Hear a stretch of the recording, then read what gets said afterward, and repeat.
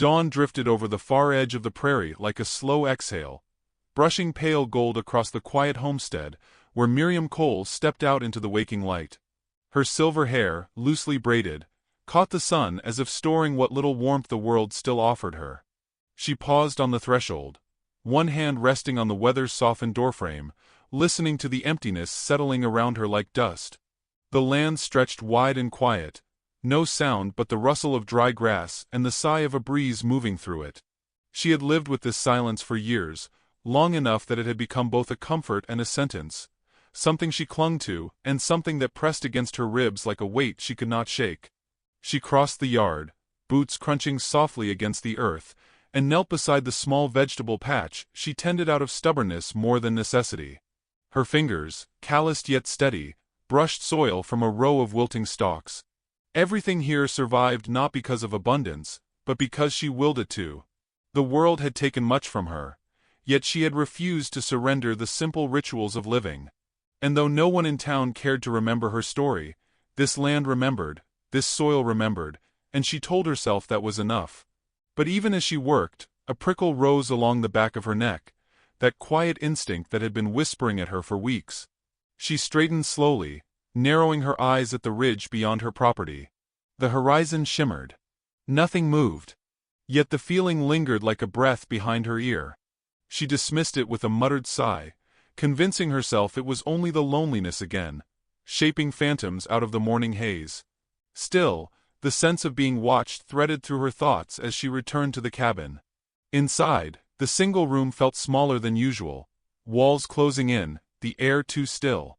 She filled her kettle, set it over the stove, and leaned against the counter with a heaviness she couldn't quite name. Years ago she might have called it longing, but she had learned to avoid words that pointed toward pain. She had trained herself to live with what was left, routine, memory, and a heart that beat in quiet defiance of time. A distant thud broke the silence.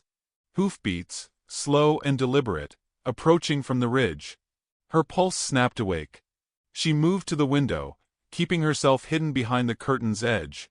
A lone rider emerged through the morning glare, a towering figure on a dark horse, his posture steady, his movements deliberate. The horse stopped at the boundary, where her fence leaned crookedly toward the dirt. The man didn't cross. He simply sat there, watching her cabin with the stillness of stone. Her breath tightened.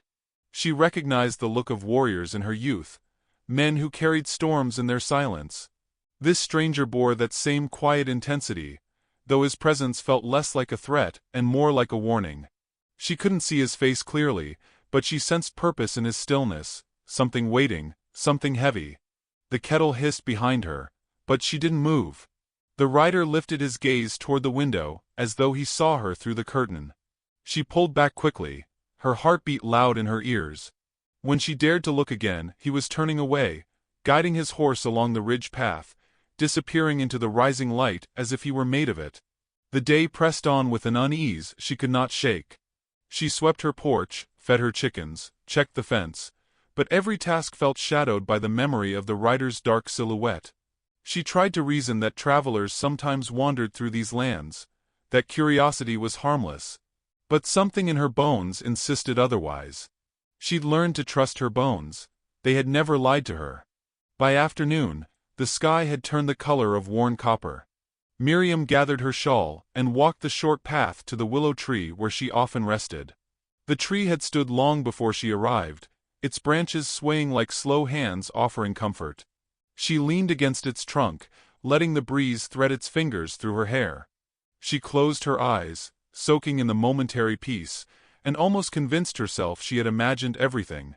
Then a shadow crossed the ground at her feet. Her eyes flew open. The rider stood several yards away, no horse in sight now, only his towering frame framed by the dimming sky. He didn't reach for her. Didn't speak.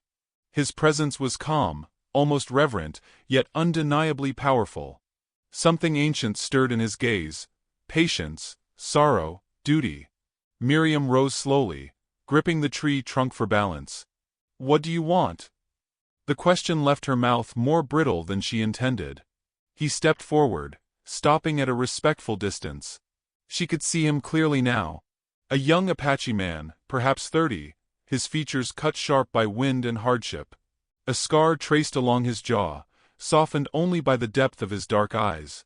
Those eyes held something she could not decipher, something that made her heart tremble like a startled bird. He spoke quietly, the words shaped with care. "There are things moving toward you.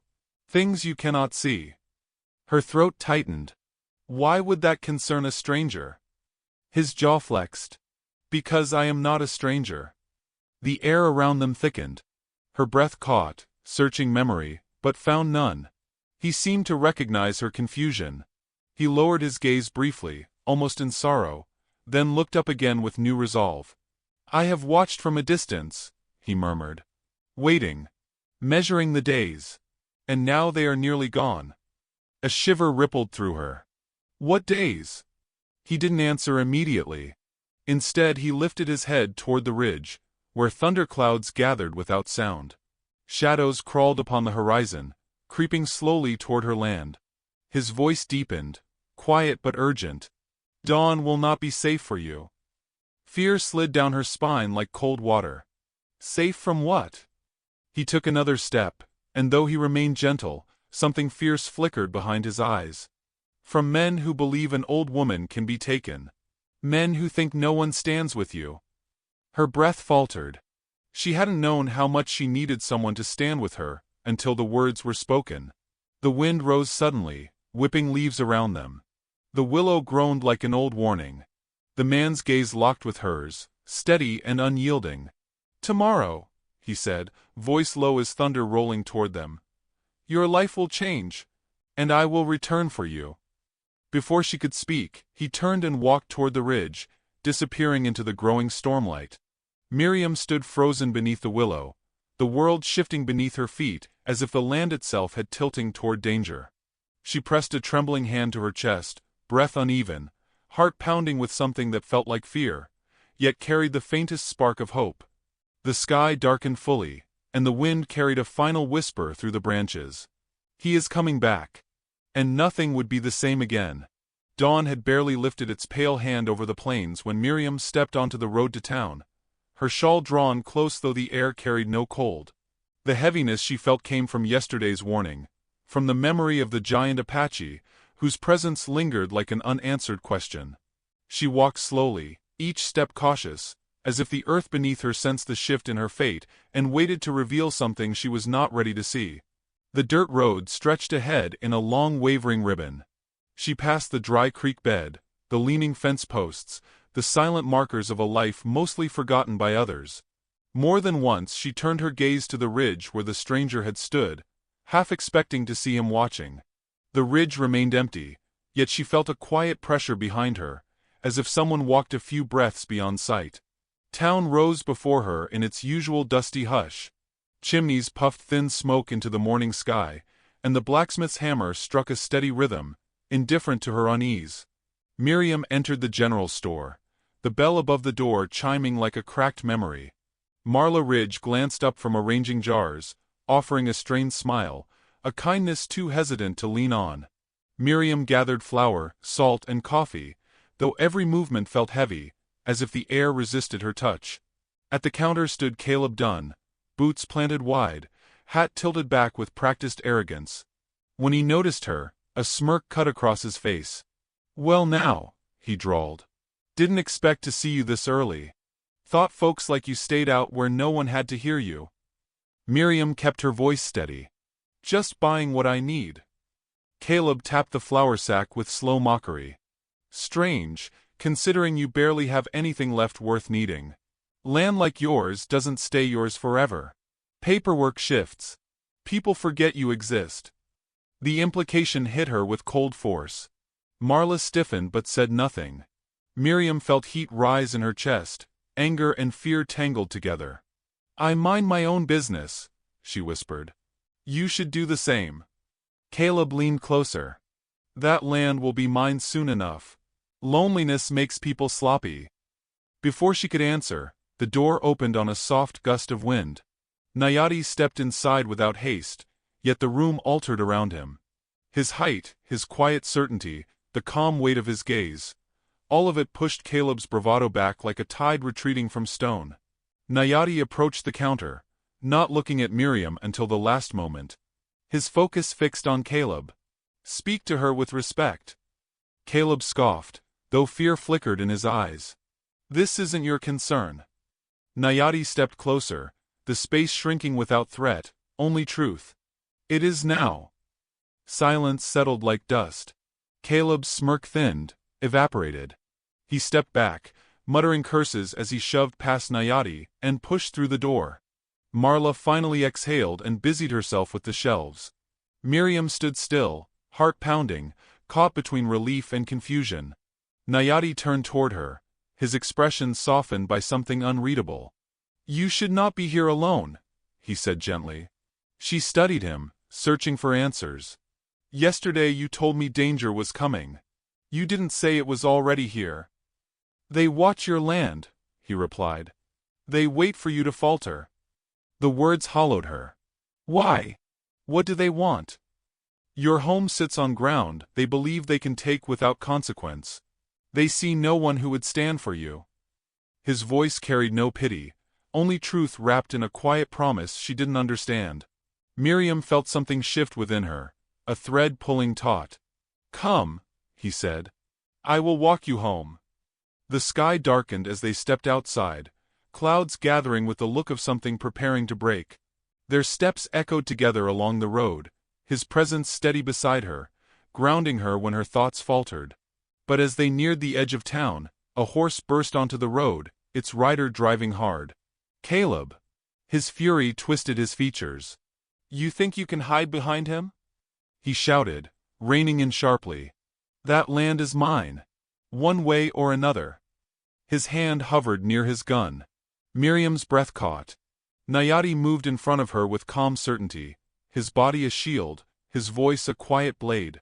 "If you reach for that gun," he said, "you will not draw it fast enough." The moment froze, air tightening like a noose. Caleb hesitated, jaw working. His horse stamped nervously beneath him. At last he spat a curse and wheeled away, thundering down the road and disappearing in a storm of dust. Miriam sagged with relief.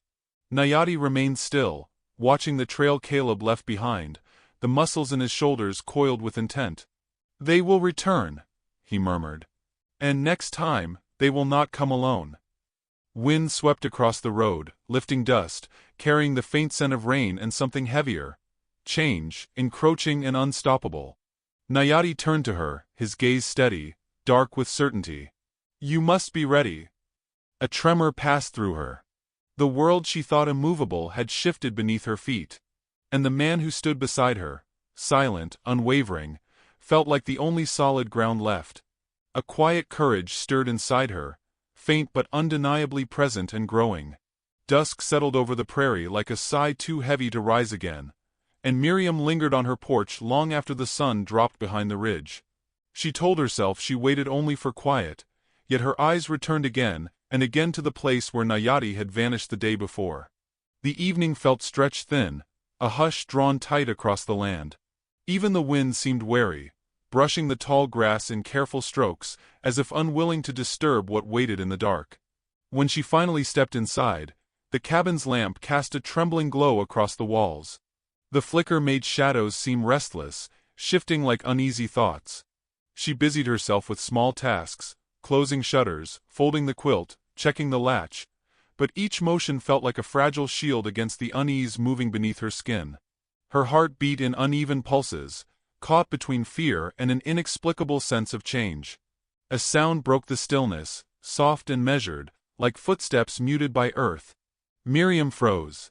Slowly she approached the door, hand resting against the rough wood. Another faint step. Then a gentle knock, respectful, steady. She opened the door.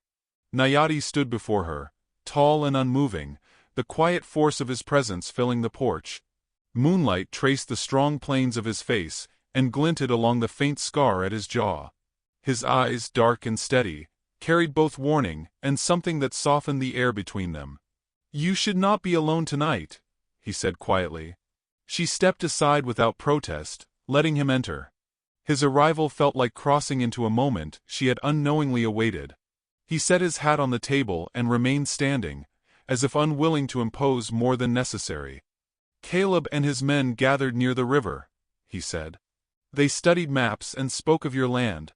They believe the sheriff will turn a blind eye when trouble begins." Her throat tightened. "Why do they want my land?" "There is a spring beneath it," he answered. "Hidden, but valuable. They think no one will protect you." She sat slowly, hands trembling. "I didn't know." "That is why they move now," he said. "They think silence makes you easy to break." Silence deepened between them, thick with unspoken things. Then Nayati knelt so he could meet her gaze without towering over her. The gentleness of the gesture startled her more than the warning. "Your son once saved my life," he said softly. "He called me brother. When he fell, I swore I would repay my debt. At first I thought watching from a distance was enough. But danger grows bold. I can no longer stay in the shadows." Emotion surged through her, sudden and fierce. Memories she had buried beneath years of loneliness rose with painful clarity. Her son's laughter, his stubborn kindness, the pride he carried. She had never known this man had been woven into those memories. "You knew him," she whispered. Nayati bowed his head. "He spoke of you often." The ache inside her deepened. For so long she had believed no one remembered her family, that time had washed their names from every heart. Yet here stood a man who carried those memories with reverence. Before she could speak, a shadow shifted across the window. Nayati rose instantly, crossing the room with silent precision. He leaned toward the glass, watching the darkness with narrowed eyes. "They are closer than I expected," he murmured. "3 men. Testing the edges of your land." Fear gripped her. "Why tonight?" "To learn if you are defended," he said. "To see if they can move without consequence." He turned to her fully, urgency etched in every line of him. "You must leave this cabin soon. Tomorrow at the latest." She shook her head. "This is my home. It's all I have left." Nayati stepped closer, his voice low but steady. "I know. That is why they believe you can be broken. But you are not alone. I will take you somewhere safe until we confront this properly." Outside, one of the figures broke from the tree line, moving toward the barn with calculated intent. Miriam felt her breath snag. Nayati moved to the door, posture tightening like a drawn bow. "Stay inside," he said. "No matter what you hear." "Nayati!" But he was already gone, slipping into the night with a grace that made him seem part of it. She pressed to the window, heart hammering. The figures drifted through the yard, their movements careful, predatory. She strained to see Nayati, but the darkness held him unseen. A sudden blur erupted near the barn, followed by a muffled struggle. Another shape lunged and was pulled violently into shadow. The third man tried to flee, only to be intercepted by a swift, decisive force that moved faster than her eyes could follow. Then silence settled, absolute and trembling. Moments later, Nayati emerged, breathing hard but controlled, moonlight glinting off the tension in his shoulders. He stepped onto the porch, the night seeming to settle around him with familiar respect. He met her gaze, and his voice carried both certainty and promise. "Tomorrow," he said, "you must pack. They will not stop now." He paused, a depth in his eyes that shook her. "I will not let them touch you." For a moment she could not speak, caught between fear and the startling comfort of his vow. She felt the weight of years pressing against her, all the lonely nights and the unspoken hopes she had convinced herself were foolish. Yet here stood a man forged from loyalty and quiet storms, someone who carried her son's memory like a living flame. The realization struck her with force. She was no longer invisible. Someone saw her, guarded her, believed her worth defending. The knowledge settled through her like warmth after a long winter steady. Outside, wind rose, sweeping across the yard as if urging her forward into the coming dawn, into whatever fate waited beside him now. Morning rose without gentleness, spreading pale light across the plains as Miriam stood in her cabin, staring at the old suitcase she had not touched in years. Dust clung to its corners like memories refusing to fade. She gripped the worn handle, released it, and gripped it again, her heart wrestling with the decision forced upon her. Leaving felt like tearing out a piece of herself, yet staying meant danger creeping closer with every breath. The quiet outside was deceptive. Beneath it hid footsteps drawing nearer. A soft knock broke the stillness. When she opened the door, Nayati stood beneath the slanted sun, its glow carving solemn gold along his features. His expression held patience, but urgency tightened the air around him. He looked at the suitcase, then at her, and something gentle flickered in his gaze. "It is time," he said. The words fell with the weight of unspoken futures. Miriam stepped aside, letting him in. His presence steadied the cabin, as if the walls themselves leaned toward him. He scanned the windows, listened to the shifting wind, his caution shaping the small space into something tense but safe. She clutched her shawl. "If I leave, I'm abandoning everything I built." "You are surviving," he murmured. "Not abandoning." She looked around. The table, the cracked pitcher, the threadbare rug. Each carried memories, yet also the loneliness carved into every corner. The cabin had kept her alive, but it had also kept her hidden, easy to overlook, easy to target.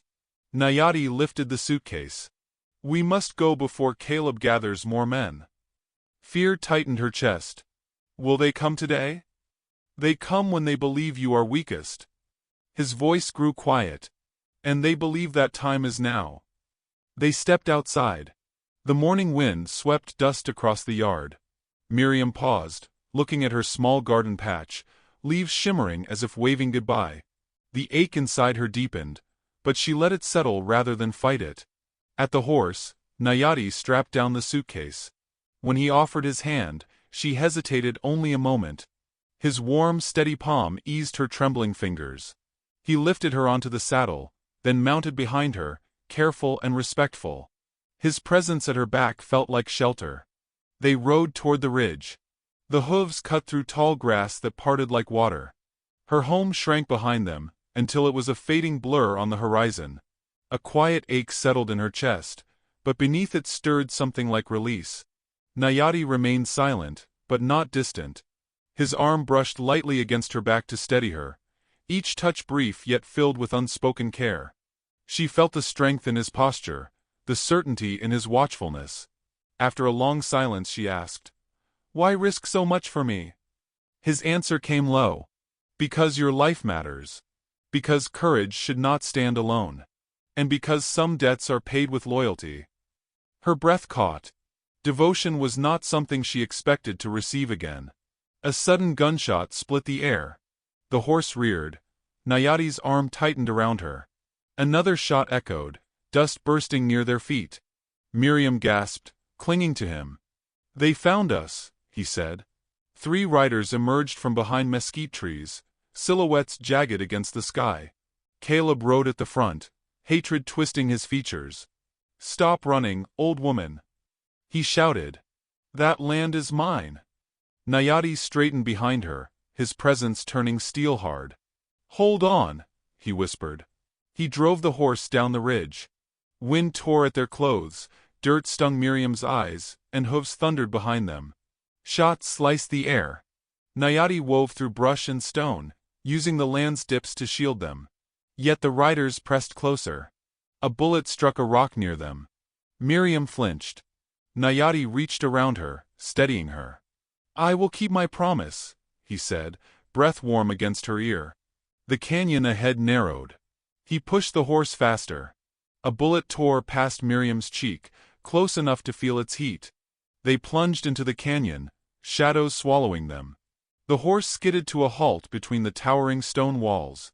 Nayati dismounted and lifted Miriam down, his hands lingering a heartbeat longer than necessary. He turned toward the entrance, body coiled. "They won't follow," he said. "Why?" "Because this land belongs to my people." Caleb's distant shout echoed, furious and desperate. Nayati stepped closer, shadows shaping strength across his face. "You are safe now." But safety wasn't all she saw in his eyes. Something deeper stirred there, blooming, fierce and trembling. Caleb's voice thundered down the canyon. "This isn't over." Nayati moved beside her, close enough she felt his breath. "No," he said softly. "It begins now." The canyon held its breath as the echo of Caleb's rage faded into the narrowing dusk. The stone walls glowed with the last remnants of daylight, catching stray streaks of red and gold, as if the sky had spilled its final confession over the earth. The horse stood trembling behind Miriam, its flanks rising and falling in uneven waves, but all she felt was the thunder of her own heartbeat as she turned toward Nayati. His posture remained poised, watchful, as if part of him still listened for danger beyond the canyon's mouth, yet something in the set of his shoulders had loosened. The fight was not over, but the moment belonged only to them now. He approached slowly, cautious not to crowd her.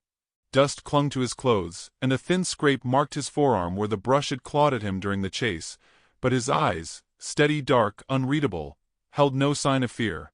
There was a fire in them that had not been there before, a flicker of something raw and unguarded. She felt it before she understood it. Her breath trembled. "You are safe," he murmured, though his voice carried more weight than simple reassurance. "For tonight, no one will reach you here." She nodded, but the motion felt small in the vastness of the canyon. "How do you know they won't follow?" "This path cuts through land my people have guarded for generations," he said. "Caleb knows nothing of it. He fears what he cannot see." Miriam looked toward the narrow opening they'd ridden through, now swallowed in deepening shadow. "I don't understand how you can be so certain."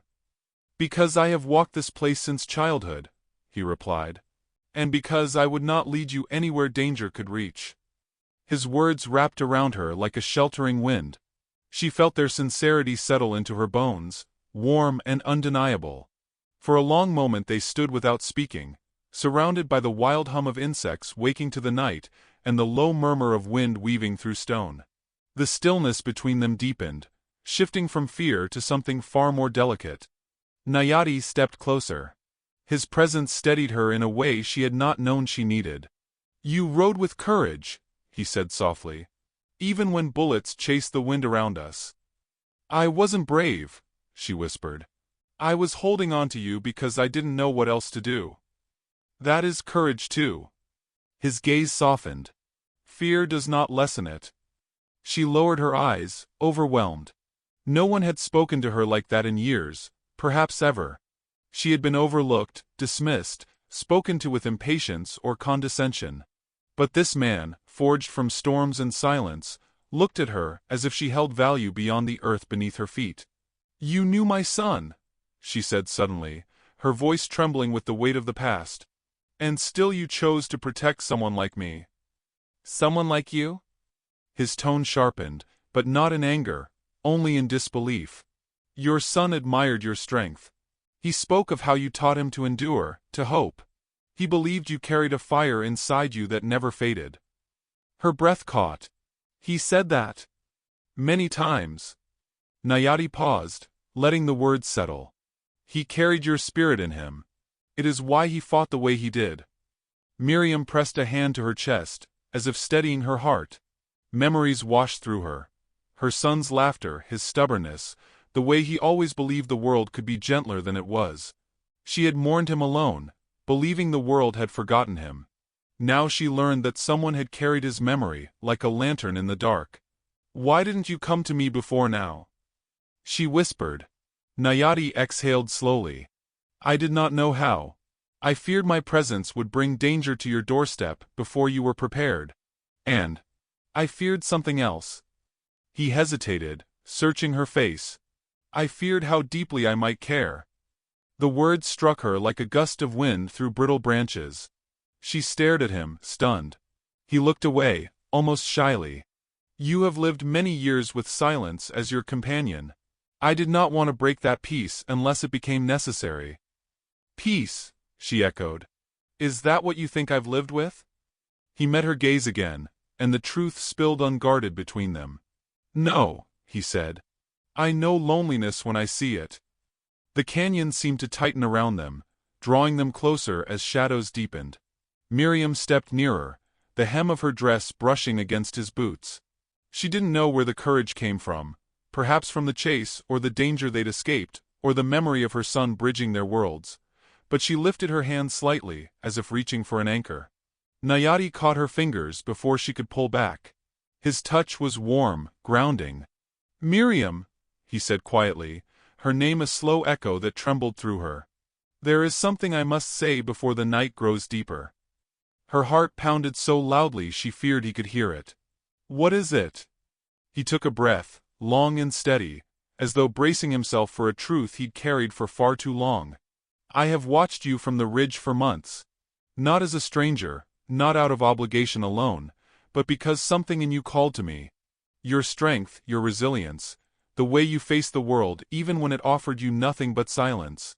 I saw a woman who refused to break. His thumb brushed the side of her hand, barely there, yet enough to set her pulse racing.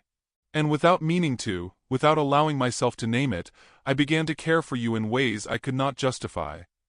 Her breath stilled. I tried to bury it under duty, he continued, voice thickening. I told myself it was respect, or gratitude, or debt. But today, when bullets chased us down the ridge, I realized the truth. He lifted her hand to his chest, placing it over his heart. I would risk my life 100 times over because I cannot imagine this world without you in it. A tear slipped down her cheek before she could stop it. Not from sadness, but from the astounding tenderness of the moment. She had lived so long believing her story was finished, that her years had nothing left to offer but endurance. Yet here stood a man whose gaze held her, as though she was worth every breath he took. Nayati, she whispered, voice trembling. I don't know how to accept something like this. You do not need to accept it, he said. Only hear it. Only know it is true. But she did accept it. She felt it settling into her, filling the hollow spaces left by loss and years of solitude. She stepped forward, closing the distance until she felt the warmth of him reach her like the first morning after a long winter. Her hand cupped his cheek, fingers grazing the scar along his jaw. I thought my heart had gone quiet, she murmured. But you've woken something I thought was gone. His breath hitched, the first sign of vulnerability she had seen break through his composure. Then let me stay beside you, he whispered. Wherever this path leads. Above them, the first stars blossomed in the deepening sky, scattering light across the canyon like blessings. The wind softened, carrying the scent of sage and dust, and the world seemed to pause, waiting for them to step into whatever future had opened between them. Miriam leaned into him, and for the first time in many years, she felt her heart rise instead of fall. Danger still moved beyond the canyon. Caleb's rage not yet extinguished, but she no longer faced it alone. And in the warmth of Nayati's arms, she understood a truth she had never dared to hope for. Love did not follow rules or years. It simply found those who had waited long enough. The night deepened, wrapping them in its quiet promise. The past had led them here, but the future, wild, uncertain and beautifully alive, would begin with the dawn.